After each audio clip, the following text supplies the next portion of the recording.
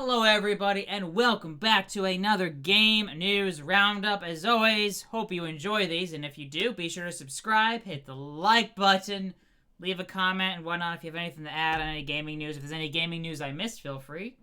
Leave a comment down below.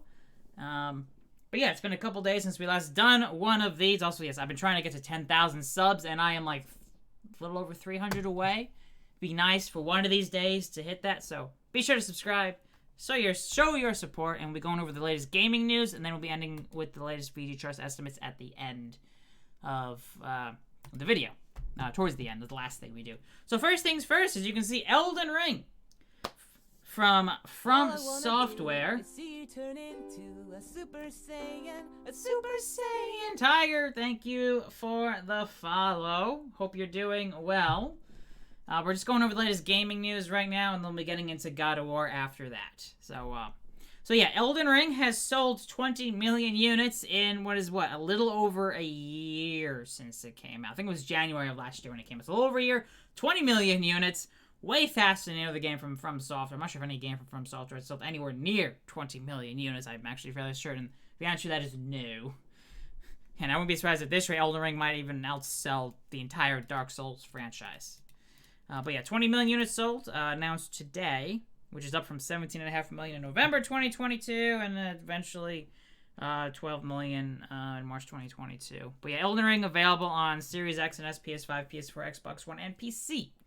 Oh yeah, February. It's been a year. So in a year, it's sold 20 million units. So I guess my dates were a little off. So yeah, February 25th, 2022.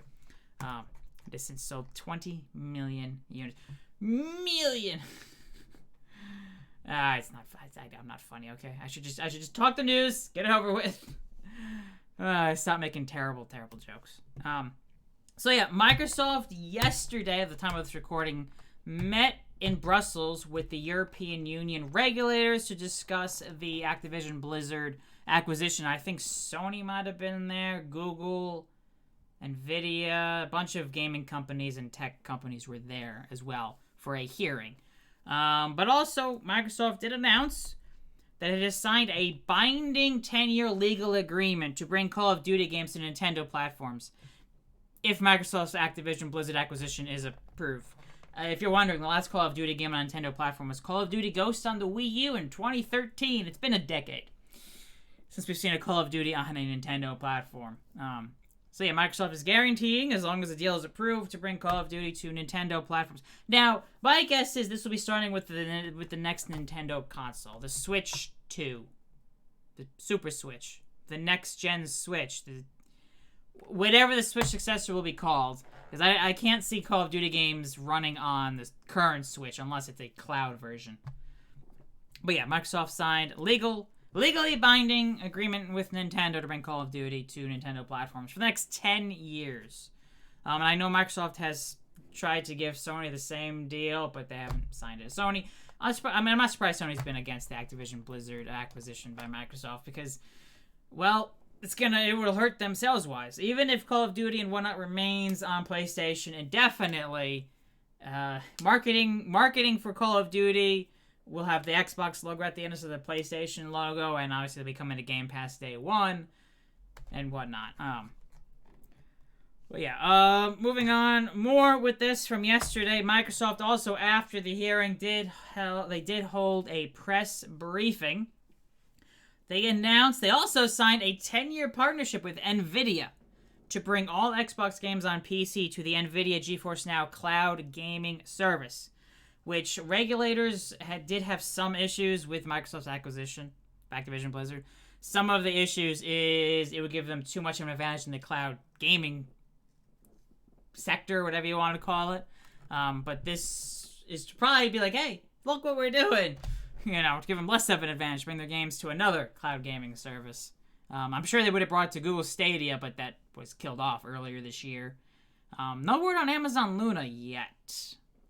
If anyone actually does use that. I personally don't use any cloud gaming stuff. I've tested Game Pass, Xbox Cloud Gaming. It's, at least on Ethernet, it seems okay, but I wouldn't know what it's like on a mobile, like on 5G or whatever. I wouldn't know.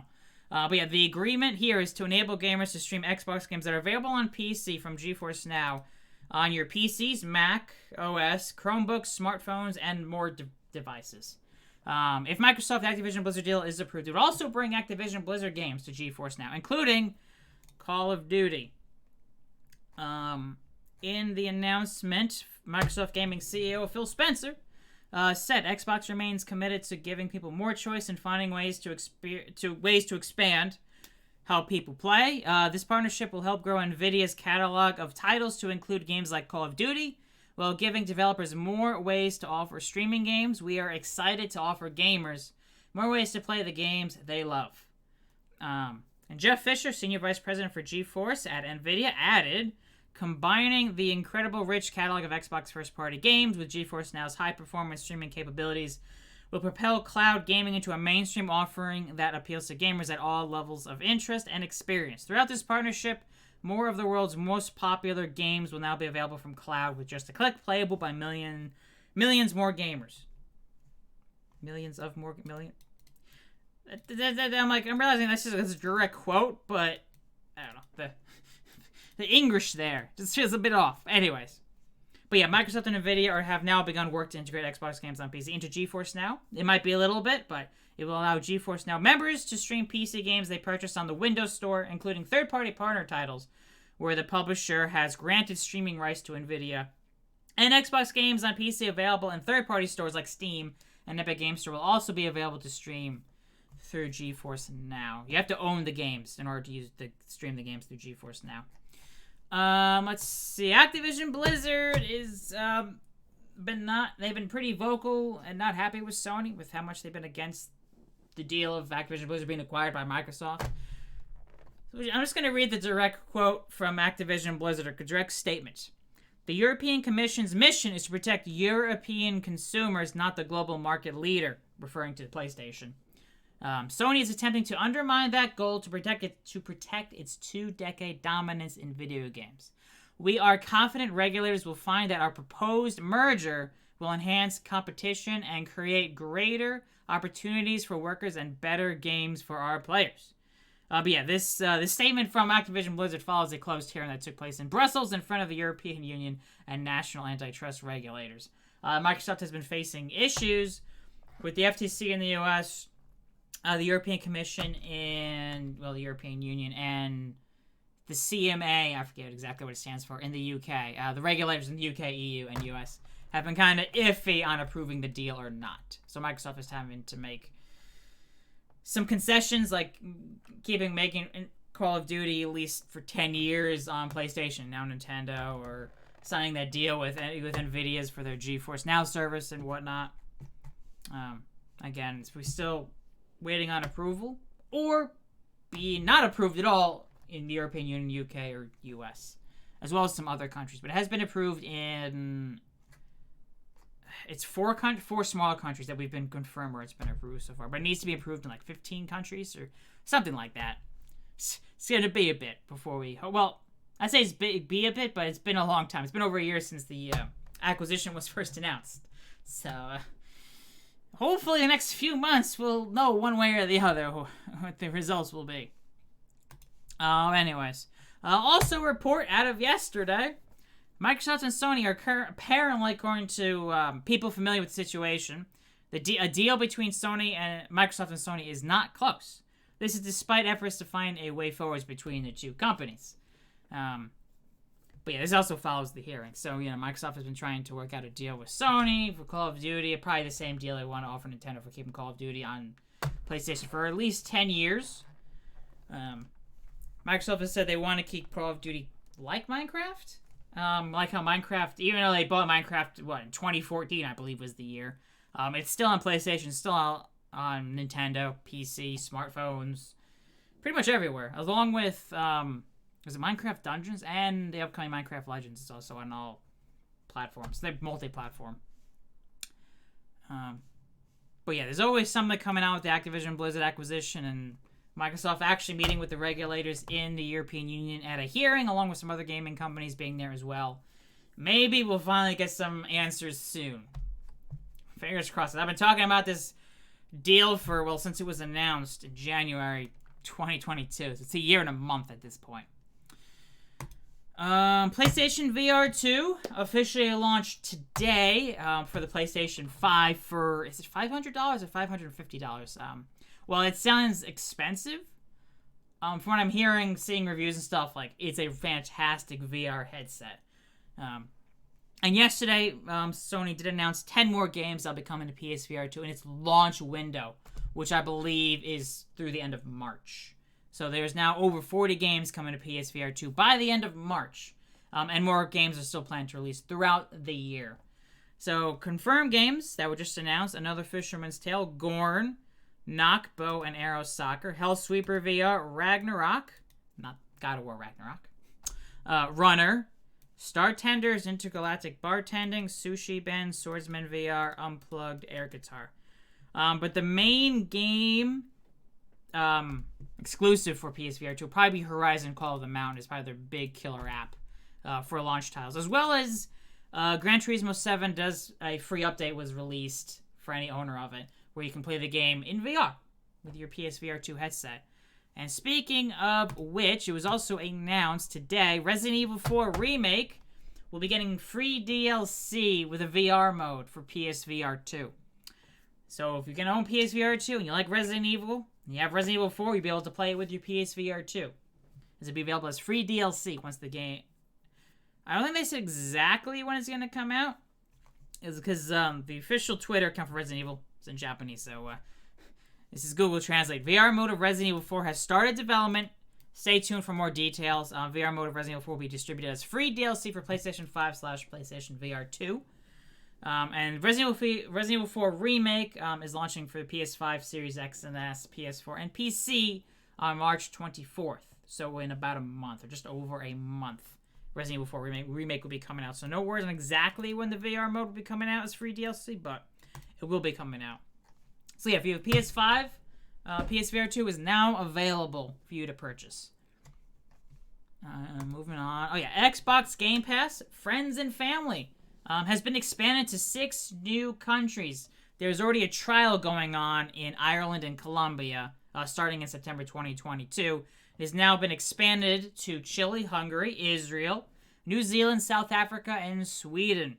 No word yet on, say US, Canada, Japan, China, I guess, say all the other bigger markets out there. But Xbox Game Pass Friends and Family plan enables up to 5 friends and family members living in the same country. You don't have to be in the same house. They specifically say same country, to share Xbox Game Pass Ultimate benefits. And I think what I saw in Ireland and Colombia, the price for it is equivalent to paying for Xbox Game Pass Ultimate like twice. So in the US, it's $15 for Game Pass Ultimate. So maybe it'll be like $30 for the Friends and Family plan. But it will also allow access to up to 5 friends and family. So if you have enough people, it will be saving you money, depending. You'll be able to play games at the same time on multiple devices and even play the same game at the same time. Each member will have access to the complete Game Pass library on console, PC, as well as Xbox Cloud Gaming. Details on the Xbox Game Pass Friends and Family plan. The people you share your membership with must reside in the same country as you. That's it. You're not the same house, not the same town, same state, same country. Joining this plan will convert the time remaining on your membership to the time in the new plan based upon the monetary value of the old membership. For example, a full month of Ultimate will be converted to 18 days of memberships. Actually, it might actually be like $25 for Friends and Family plan, because you would think a full month, if it was twice the price, would have converted to 15 days. It's nice to see. To 18 days of membership for this plan. This way, you won't lose any of the remaining value on your existing subscription. Conversion is final, and users must wait for the new membership to expire before returning to a previous membership. Conversion is not available for invited group members. Before joining a group member can cancel their existing subscription or wait for it to expire. If they do not have a Microsoft account, invited friends and families will have to create a new Microsoft account and sign within it to participate, because you need a Microsoft/Xbox account to use, I think, games on Xbox. Kind of like if you're on PlayStation, you need a PlayStation account, or Nintendo, you need a Nintendo account, or at least play online and access the store and stuff. Let's see. Ubisoft confirmed to attend E3 2023, the first major publisher/developer to announce that they are attending E3 this year. Microsoft, Nintendo, and Sony will not be participating. Yeah. But yeah, Ubisoft CEO, if E3 happens, we will be there and we will have a lot of things to show. I guess if not, they'll probably just hold their own showcase or something. So yeah, ReedPop president Lance Fensterman, who is ReedPop is now running E3, or at least helping run E3, said E3 is full speed ahead, and we are pleased with the progress and engagement from the community. As we have confirmed exhibitors, we are eager to share more as details get cemented and participants ready their own detailed plans. And other parts of the ReedPop game portfolio will rarely release participants until close to the event, but now we will adjust our style to E3 as we can. We'll be sending our first round of media and content creator registration approvals today, and we will have news to share in the next few weeks on some of the exciting new additions to the remastered E3 2023. So E3 is going to have a bit of an overhaul this year. And also this follows report that Microsoft, Nintendo, and Sony will be skipping E3. Microsoft does plan to run its usual yearly big showcase around the same time as E3, like it does every year. Probably live at their Microsoft Theater, which is pretty much down the road from where E3 takes place. And Nintendo in recent years has held a Nintendo Direct digital event, but they have normally had their Treehouse thing on the show floor for people to be able to play their upcoming games, but it looks like they won't be doing that this year. And PlayStation has not participated at E3 since 2019. Or maybe it's 2018. I don't remember. It's one of those two. 2018. Either 2019 was the last year or that was the first year they didn't attend. But anyways, a few more quick things, and then we'll get into the VGChartz estimates tomorrow. PlayStation is holding a State of Play featuring third-party titles and PSVR 2, as well as more than 15 minutes of gameplay from Suicide Squad Kill the Justice League. So yeah, 5 new PSVR titles from partners. Hot Indie and third party reveals an extended look at Suicide Squad Kill the Justice League. And I think I saw, the State of Play according to PlayStation Blog Japan will be about 45 minutes in length. So subtract the 15 minutes or so for Suicide Squad, and that gives about 30 minutes to PSVR 2 and the indie and third party titles. And it features 16 new games across PS5, PS4, and PSVR 2. Next week, Nintendo will be holding a Pokemon Company, I guess more specifically than Game Freak, will be holding a Pokemon Presents on Monday, February 27th. It will be feature about 20 minutes of exciting Pokemon news in celebration of Pokemon Day. What are we going to see? No idea. Probably DLC for Scarlet and Violet would be my guess. I would not, considering we got Legends Arceus and Scarlet and Violet last year, I probably won't see a big mainline Pokemon game this year. I mean, maybe from a different developer, some other smaller title, or maybe we'll see Pokemon Red, Blue, whatever, since Game Boy and Game Boy Advance have been added to Nintendo Switch Online, and the online expansion pack. Because I think the Game Boy is available for the standard Switch Online membership. Well, the expansion pack is required for Game Boy Advance. So maybe we'll see some Game Boy and Game Boy Advance Pokemon games coming too. The Game Boy and Game Boy Advance emulators on Nintendo Switch Online. Maybe. That's my guess. We'll find out on Monday, soon enough. And Nintendo also announced they'll be holding a Nintendo Direct on March 9th. However, this will be focused on the upcoming Super Mario Bros. Movie only.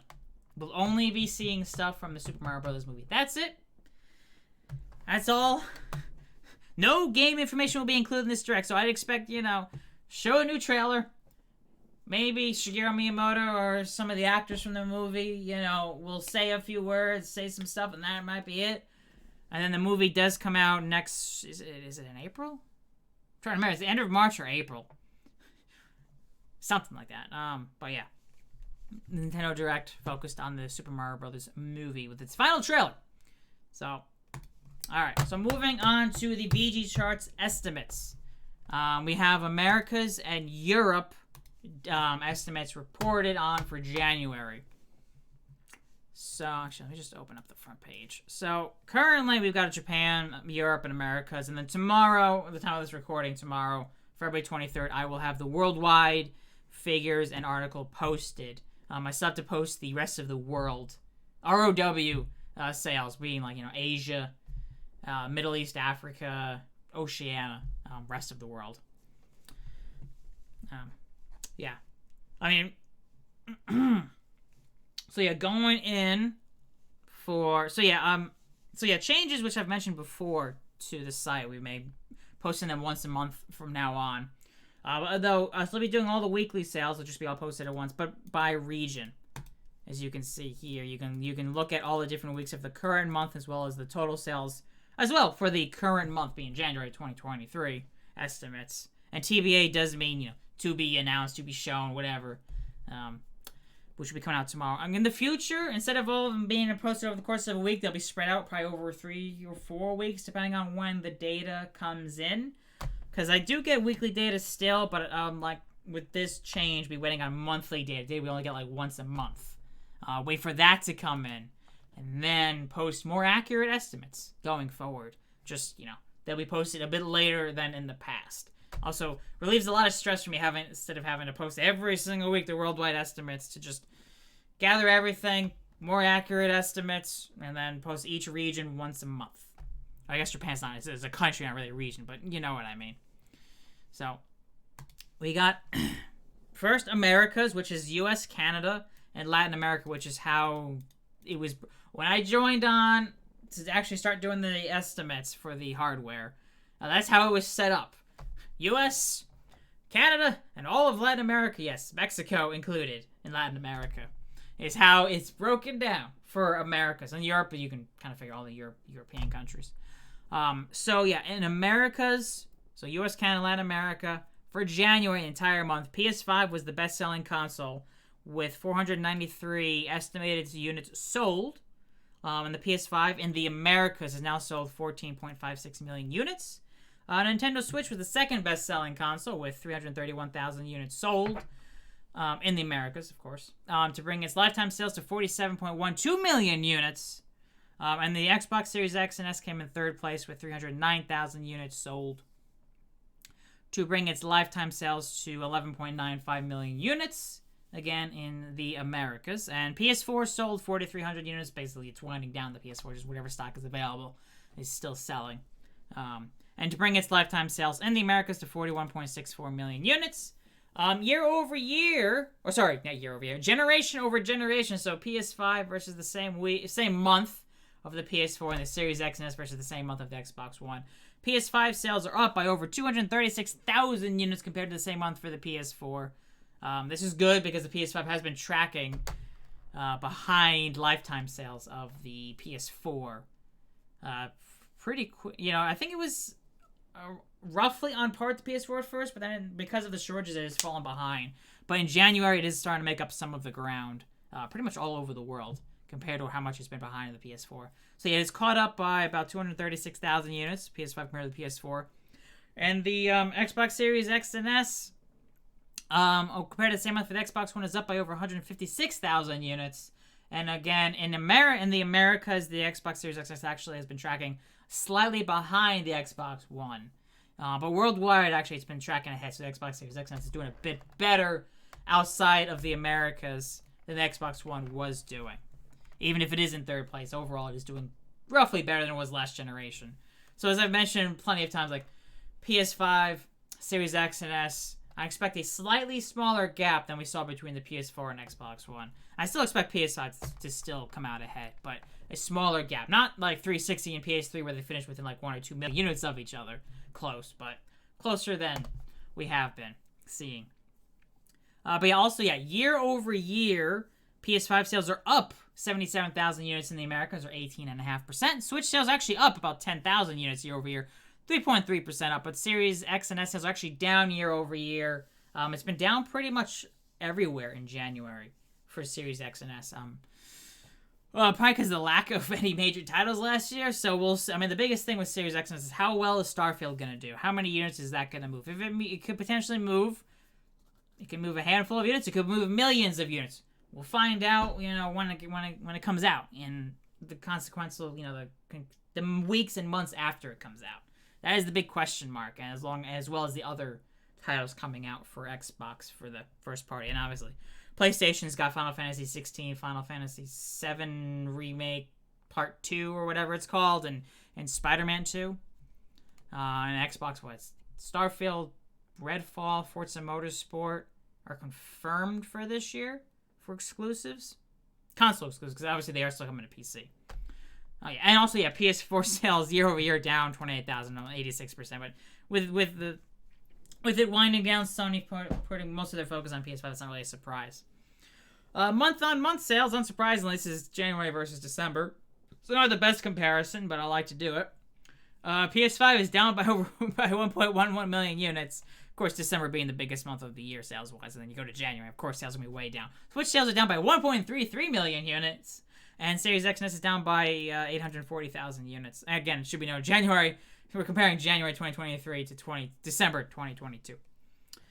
So, again, breaking this down here, you can see the monthly sales here, but also posted USA sales for the month, which, obviously, unsurprisingly, majority of the sales in the Americas is from the USA. We got PS5 about 418,000, Switch 208,000, 260,000 for the Series X and S, and just under 4,000 for the PS4. And again, there'll be links below in the description if you want to check these out and get a better look at all of the information, all of the sales figures that we do have. And one final thing, Europe estimates for January. So PS5, again, best-selling console in Europe like it was in the Americas. With 406,000 units sold for January to bring its lifetime sales in Europe to an estimated 9.83 million units lifetime, which means, barring adjustments, it should easily be topping 10 million in February. Nintendo Switch also sold an estimated 336,000 units to bring its lifetime sales to 31.09 million units, and Series X and S sold 100,000 units to bring its lifetime sales to 5.5 million units, and the PS4 sold about 3,200 units to bring its lifetime sales to 45.93 million units. So nearly 46 million, but I doubt it'll reach it. I mean, it might, but I doubt it'll reach it for Europe.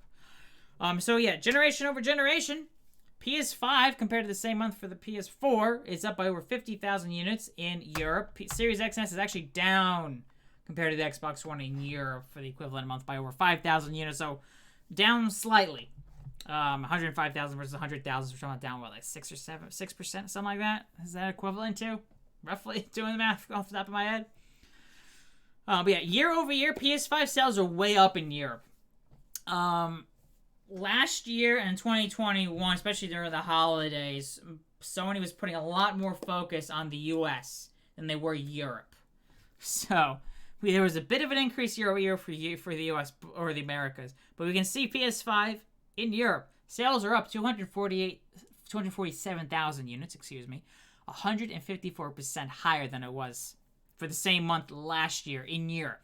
Switch sales are down 30,000 units, 8.3%, but considering how old the Switch is, being down that little is very respectable, and Series X and S is actually down 33,000 units, or about 25% year over year. Again, I would expect Series X and S sales to actually still be down year on year in February. I'm really surprised in March as well, before we start seeing bigger releases from Xbox first-party studios start coming out. Also, yeah, month on month, unsurprisingly, sales are down. December, January compared to December, unsurprisingly, sales are down as well. PS5 sales are down 342,000 units month on month. Switch down 830,000 units, and Series X and S down 343,000 units month on month. And again, if you want to see the breakdown here, the weeks and whatever in Europe, links below in the description. Otherwise, that is going to do it for the Game News Roundup. As always, if you enjoyed this, hit the like button. Be sure to subscribe and leave a comment down below. I'm trying to get to 10,000 subs. Otherwise, thank you all so much for watching. See you all next time for some more gaming news, gaming sales, and other gaming industry stuff. Anyways, so yeah, thank you all so much for watching.